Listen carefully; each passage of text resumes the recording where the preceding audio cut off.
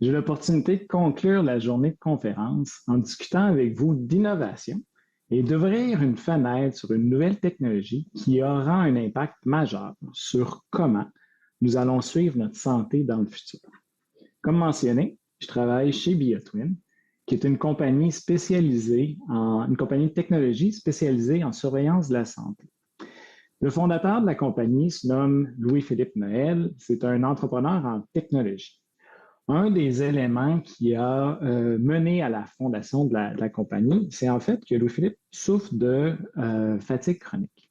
Dans les rencontres avec son médecin, il avait proposé au médecin prendre des échantillons pendant que ça va bien, prendre des échantillons pendant que ça va moins bien, compare les deux, puis regarde qu'est-ce qu'on peut apprendre de ça. Son médecin avait répondu c'est pas tout à fait comme ça qu'on fonctionne aujourd'hui. On vérifie des choses ciblées. Fait que le besoin de développer des technologies flexibles et efficaces pour surveiller la santé a commencé à être imaginé. Depuis le temps, BioTwin a fait de la recherche et développement pour prouver les fondements scientifiques de la technologie. BioTwin n'a pas inventé la technologie qu'on utilise. On la développe pour la rendre accessible à tout le monde. Depuis 2023, la compagnie fait des recherches cliniques avec un focus particulier au niveau de l'oncologie. Quand on parle d'oncologie puis qu'on fait des recherches dans le domaine, on se rend compte que le principal facteur qui influence la survie à 5 ans des patients, c'est le moment où la tumeur est diagnostiquée, en fait le stade à lequel la tumeur est diagnostiquée.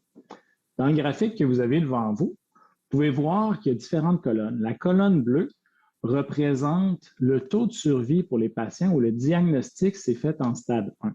Les taux de survie vont varier de 65 à 99 à 5 ans quand le diagnostic tombe au niveau du stade 1.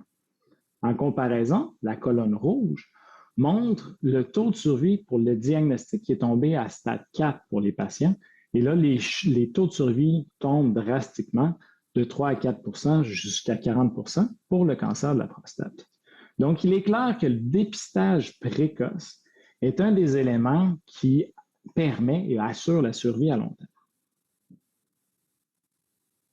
Il y a une problématique qui vient d'un autre environnement, c'est le fait du coût des soins de santé. De façon générale, toutes les sociétés, dans tous les pays, on voit une augmentation au niveau des coûts des systèmes de santé.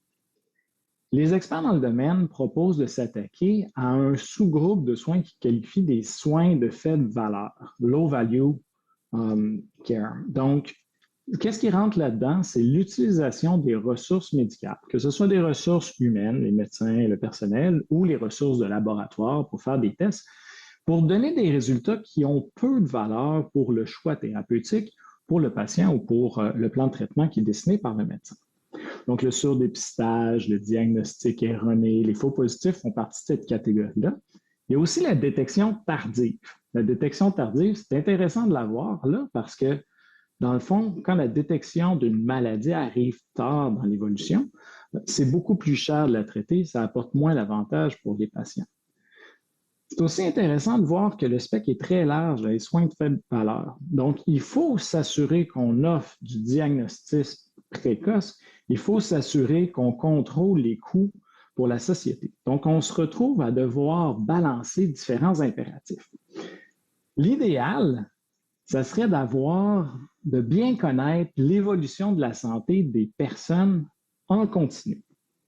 Pour éviter de faire des tests sur des patients qui sont en santé, et pour faire des tests sur tous les patients qui ont une maladie qui se développe, pour la diagnostiquer à un moment précoce, tout en étant confiant qu'on fait des tests sur les bonnes personnes. Ainsi, on pourrait réduire les coûts et on optimiserait les capacités du système de la santé parce que les ressources seraient utilisées pour les patients malades en étant confiants que les patients en santé continuent d'être surveillés.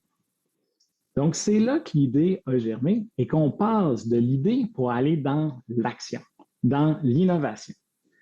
Ce que BioTwin met en œuvre, c'est la création d'un jumeau virtuel humain pour permettre de répondre à ces éléments-là.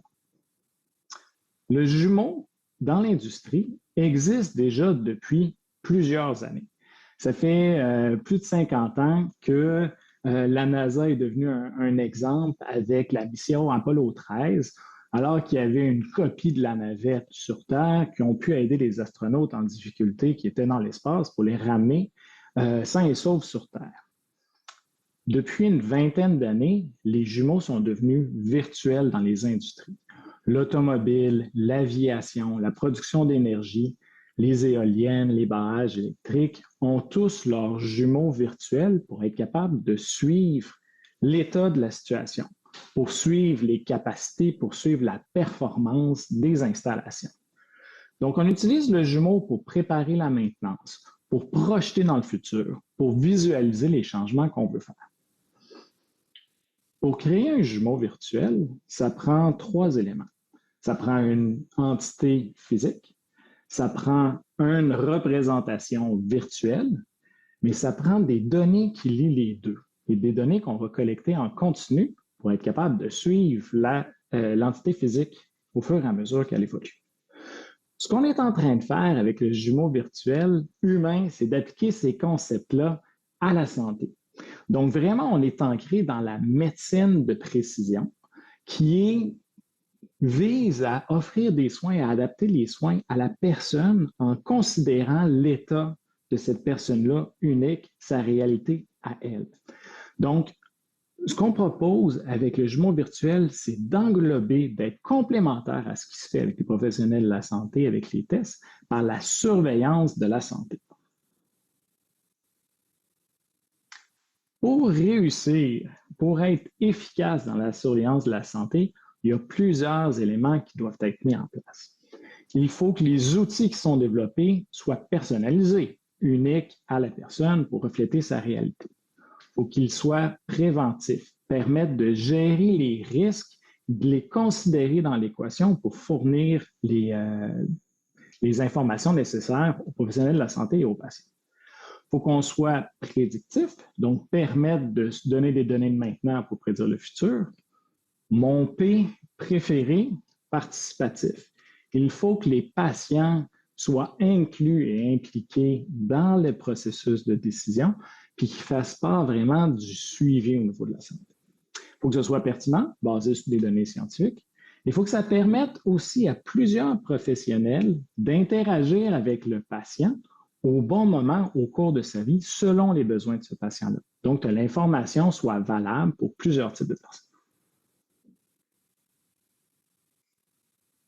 Le jumeau virtuel va permettre de faire plusieurs choses.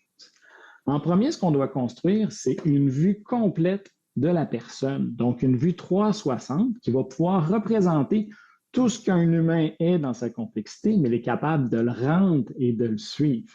Donc, on va pouvoir prendre plusieurs informations pour refléter cette personne.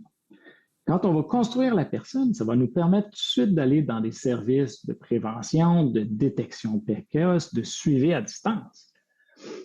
C'est la première étape pour continuer vers ce qui va être la prédiction du futur. Donc, le futur moi, être capable de servir de l'intelligence qu'on va créer pour être capable de projeter dans le futur le pronostic, quels soins thérapeutiques seraient le plus appropriés pour la personne qu'on a devant nous, faire des simulations au niveau des traitements ou des options ou des choix de vie pour la personne, voir l'impact que ça peut avoir dans le temps. Quand on parle qu'on développe une personne, ça nous permet de développer aussi une banque de données de plusieurs patients. Donc, il va y avoir des gens différents qui sont en santé, des gens qui vont avoir des conditions aussi au niveau de leur santé. C'est là que prend toute la puissance du jumeau virtuel. C'est d'être capable de comparer la personne unique qu'on a devant nous avec les références qu'on a dans la banque de données qui sont liées à des conditions de santé et de faire des corrélations. Être capable de dire, Pierre-Jérôme, tu es en santé présentement. Après quelques tests, Pierre-Jérôme, il y a eu un changement dans ta santé. Ton profil commence à ressembler à telle condition. Tu te rapproches plus de quelqu'un qui pourrait développer un cancer. Cette information-là pourrait être partagée directement avec le professionnel de la santé qui, lui, va évaluer et être capable de faire le plan de traitement en connaissance des causes qui viennent d'être annoncées par le jumeau. Donc, vraiment, le jumeau virtuel vient comme un outil pour le professionnel de la santé, pour le patient, pour agir avec les informations qu'on a puis qu'on obtient. Je vous ai parlé tout à l'heure que pour lier le jumeau physique et le jumeau virtuel, on a besoin d'avoir des données, du data qui est important. L'avantage qu'on a aujourd'hui, c'est que la santé est déjà en train de se numériser. Donc, dans les deux colonnes que vous avez devant vous, la colonne de gauche représente les tests qui sont plus classiques, qu'on utilise déjà aujourd'hui et qui sont pour la plupart du temps numérisés. Donc, les imageries médicales, les tests de laboratoire, les tests de génétique. Ces informations-là peuvent être importées dans le jumeau virtuel pour compléter le profil, augmenter l'information. Au niveau de BioTwin, on se concentre sur la colonne de droite. Pour laquelle raison? C'est parce que c'est des indicateurs, des données qu'on va chercher qui sont en continu, qui évoluent en continu, ce qui nous permet de suivre le patient, l'utilisateur, tout au long de sa vie et créer une vue qui est longitudinale dans le temps. Donc, les données qui sont incluses dans le jumeau, c'est des données biométriques qui viennent des objets connectés comme les montres, comme les balances connectées. C'est des questionnaires qui sont remplis, des questionnaires de diète, des questionnaires de santé généraux, qui viennent fournir de l'information pour le jumeau. Les deux sciences qui sont écrites au bas, c'est les deux sciences qui sont vraiment en développement actif au niveau de la médecine. C'est la protéomique qui permet d'analyser l'expression des protéines dans le corps et c'est la métabolomique qui est en fait une science qui permet d'analyser les plus petites molécules qu'on a dans le sang, dans la salive ou dans l'urine, qui permettent de refléter ce qui se passe dans notre corps à un moment précis, aussi l'impact de l'environnement. Je vous disais que pour avoir du succès, il faut que les outils soient accessibles et qu'ils soient disponibles. Donc, quand la technologie qu'on met en place pour les jumeaux virtuels, c'est une technologie qui va être accessible à tout le monde parce qu'elle est envoyée par la poste. Donc, les tests sont faits directement à la maison, tout simplement avec une petite collection de gouttes de sang sur le bout du doigt, un peu comme se fait avec les patients diabétiques. On dépose quelques gouttes de sang sur un papier qu'on laisse sécher.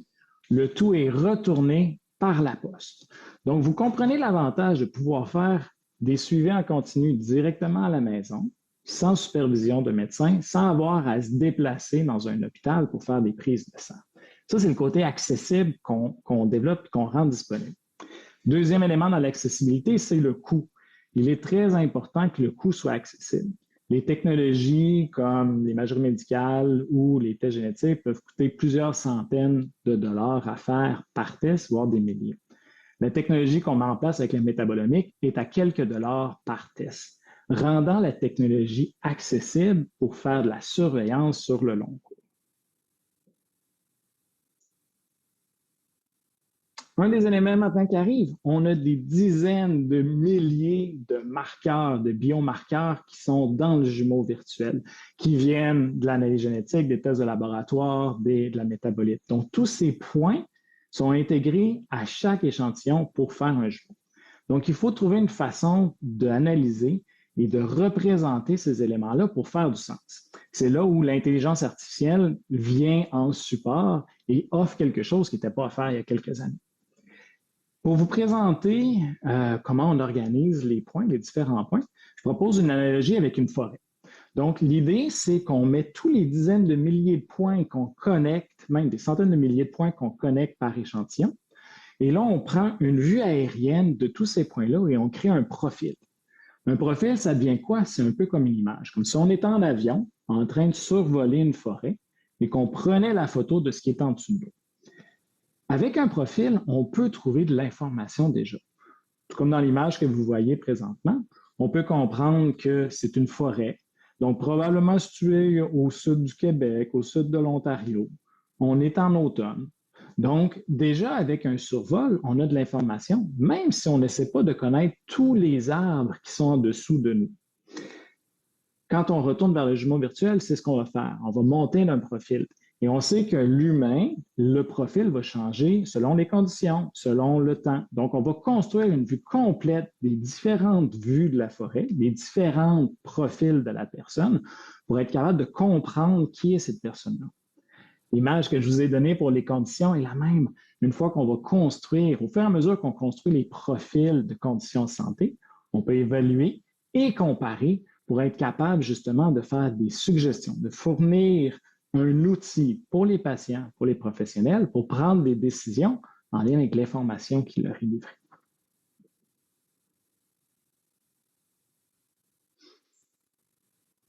J'espère que je vous ai intrigué sur ce que va être, de ce qui est en fait le jumeau virtuel humain. Je vous invite à prendre plus d'informations, si vous voulez, auprès de BioTwin. La raison pour laquelle j'ai été invité aujourd'hui, c'est qu'on participe avec l'Association pulmonaire du Québec. On est partenaire avec eux pour favoriser pour le recrutement pour le cancer du poumon. Donc, je vous ai parlé qu'on faisait des projets de recherche. On a 6 cancers qu'on cible à créer des profils. Le cancer du poumon est un de nos prioritaires aussi. L'invitation, c'est pour la population générale, pour les patients qui ont été diagnostiqués ou en traitement, de participer pour contribuer à créer ces profils-là. Donc, je vous invite, si vous êtes intéressé, à commencer à construire votre jumeau et à participer aux différents projets de recherche.